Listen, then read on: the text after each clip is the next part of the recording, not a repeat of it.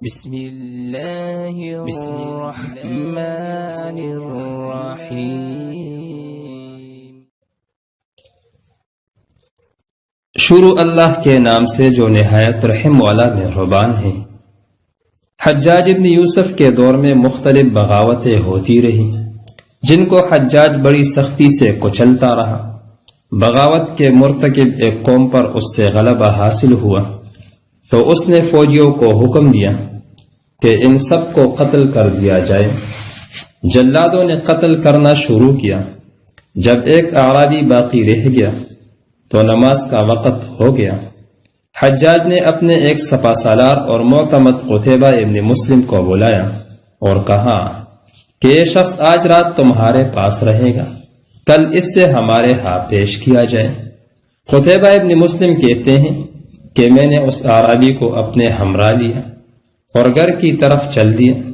راستے میں اس نے مجھ سے بڑی لجاجت سے کہا کہ قتیبہ، اگر تمہارے اندر کوئی خیر کا جذبہ ہے تو میں ایک بات کہوں۔ میں نے کہا کہ ہاں بتاؤ، کیا بات ہے؟ کہنے لگا کہ میرے پاس لوگوں کی امانتیں ہیں اور کل حجاج مجھے قتل کرنے والا ہے۔ کیا ایسا ممکن ہے کہ تم مجھے گھر جانے دو تاکہ میں لوگوں کی امانتیں واپس کر دوں، حقداروں کا حق ادا کروں، اور جو کچھ مجھے لینا دینا ہے اپنے ورثاء کو بتا آؤ۔ میں رب العزت کو اپنا کفیل بناتا ہوں اور وعدہ کرتا ہوں کہ میں کل واپس آ جاؤں گا۔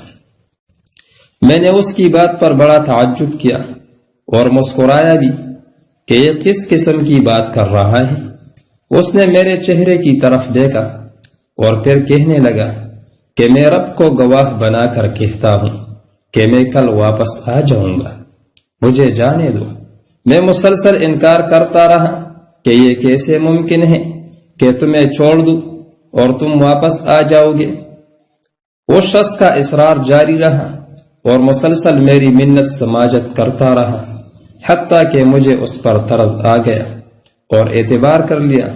چنانچہ میں نے اس سے گھر جانے کی اجازت دے دی۔ جیسے ہی اس سے اجازت ملی وہ فوراً اپنے گھر روانہ ہو گیا،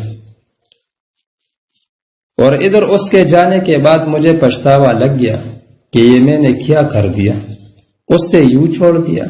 یہ ممکن ہی نہیں کہ وہ واپس آئے۔ ادھر حجاج کا ڈر کہ اس کو قیدی نہ دیا تو اس کا میرے ساتھ کیا سلوک ہوگا۔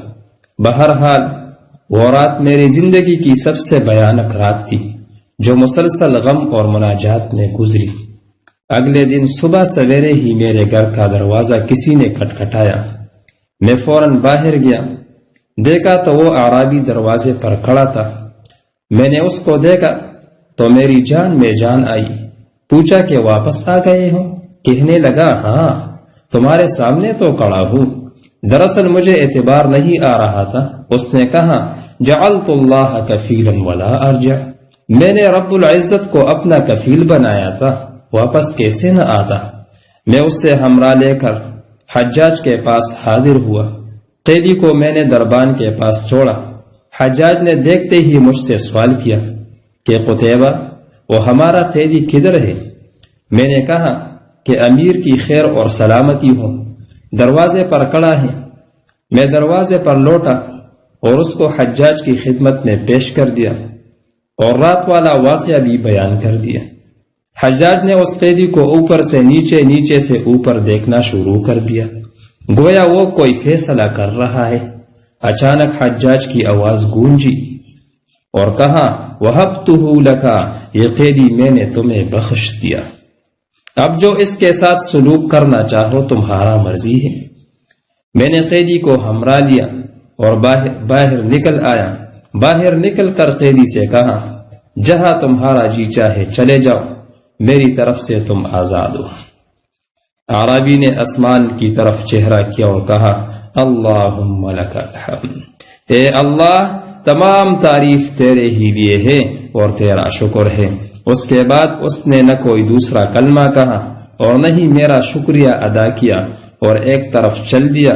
مجھے بڑا تعجب ہوا کہ میں نے اس شخص کو موت کی چنگل سے نکالا ہے، مگر اس نے میرے شکریہ ادا کرنا بھی مناسب نہیں سمجھا۔ میں نے دل ہی دل میں کہا رب کعبہ کی قسم یہ بدھو مجنون ہے، پاگل ہے۔ اگلے دن وہ اعرابی دوبارہ میرے پاس آیا اور کہنے لگا بھائی اللہ تعالیٰ تجھے میری طرف سے بہتر بدلہ دے۔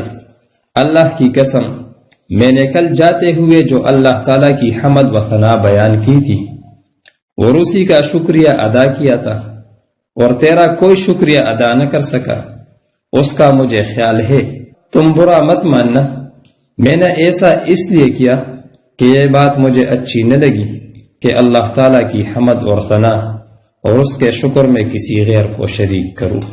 اللہ ہم سب کو عمل کرنے کی توفیق عطا فرمائے، آمین۔ آپ حضرات سے درخواست کرتے ہیں کہ ہمارے چینل کو سبسکرائب کریں اور بیل آئیکن پر کلک کریں اور اس ویڈیو کو لائک کریں تاکہ ہمارے حوصلہ افزائی ہو جائے۔ شکریہ۔